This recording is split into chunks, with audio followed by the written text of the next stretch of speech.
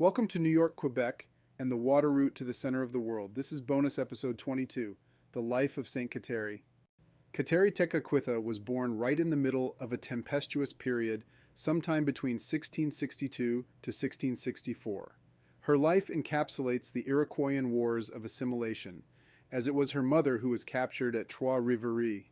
Brought as a slave to Iroquois, she married a League member and gave birth to two children. A set of paternal twins was born, and Kateri came into this world. Her world was quickly torn apart by the smallpox epidemics of mid-century, introduced unknowingly by the Dutch traders that the League had summoned. The disease carried away her parents and twin brother, so she was orphaned at the age of 4 and severely disfigured. She also had badly degraded vision from the disease, so the young girl took to covering herself. Given to the care of an uncle, who was a local sachem, marriage proposals did not come easy given her disfigured status. The year of 1666 saw the largest European army in North America to date invade south from New France and devastate Iroquois. My own ancestor, Jean Poirier, served in the Chambly Company of the Carignan Regiment and participated in the Tracy expedition. Chastising the Mohawks and fortifying the Richelieu River against Iroquois incursions, this first group of professional French royal soldiers helped establish a new balance of power in the region. Assured of their triumph by the peace negotiations, a year later the Jesuits visited the Mohawk capital at the modern-day village of Fort Plain.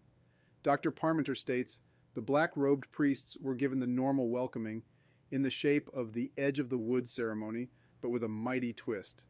Astonished at the rebuilt and refortified Mohawk castle containing almost 1,000 inhabitants, the Jesuits were greeted with a show of polite but unmistakable military pageantry. Mohawk warriors lined the way to give salutes, and swivel cannon were fired from major dwellings. The message to the French was clear. The League understood they were here to stay, but it would be the Iroquois who dictated from a position of strength.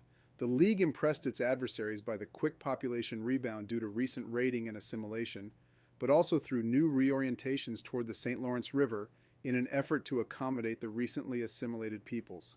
By 1667, Jesuit priests were lodged under the watch of Kateri's uncle, and this is where the young girl received her first contact with Catholicism. Peace negotiations that year between the Iroquois and French were strained by the League's interactions with the new English overlords. Jesuit priests thought they could entice the League away from their imperial English rivals, and the Iroquois saw French presence in their village as guaranteeing safe movement throughout the region by tribal members. Any member harmed by French interests could be avenged by the easily accessible missionaries throughout Iroquois. Kateri started to frequent the village chapel, and her lodge condoned this, as long as she didn't leave for the missionary settlements near Montreal. Catherine's mother had apparently practiced Christianity, and her sister, through adoption, had already left for St. Francis Xavier in Sault Ste. Louis. A 1669 attack by the Mohican had been repulsed, but many Mohawk warriors had led parties north by the start of the 1670s. Her sister eventually sent her own husband to fetch Catherine in 1677 and bring her north to the missionary village, where she could worship freely.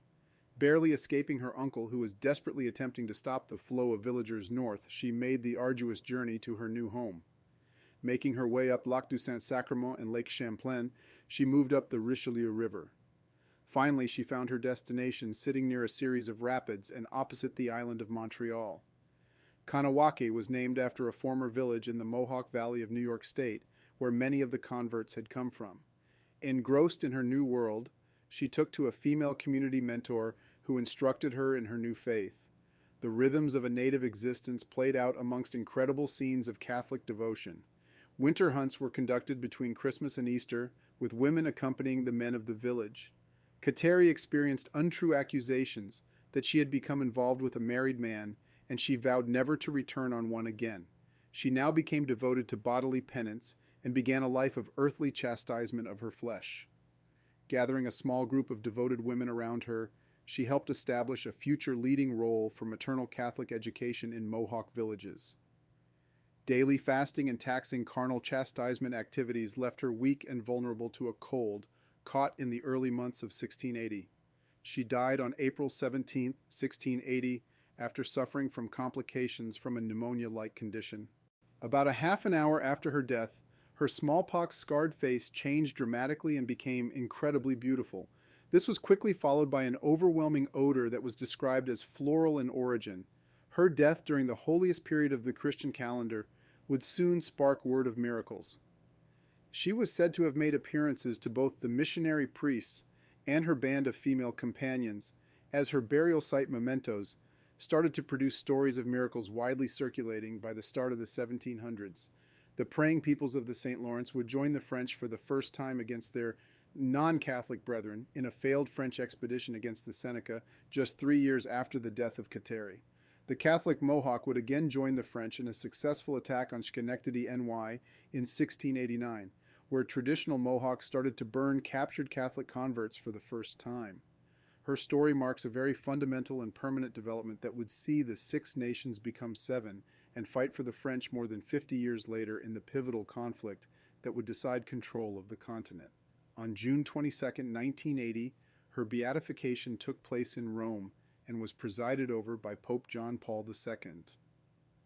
Her story still splits the Haudenosaunee peoples as it did in the late 17th century. Thanks for listening to New York, Quebec, and the water route to the center of the world. Don't forget to check out my new YouTube channel under the title NYQC 1754 Podcast.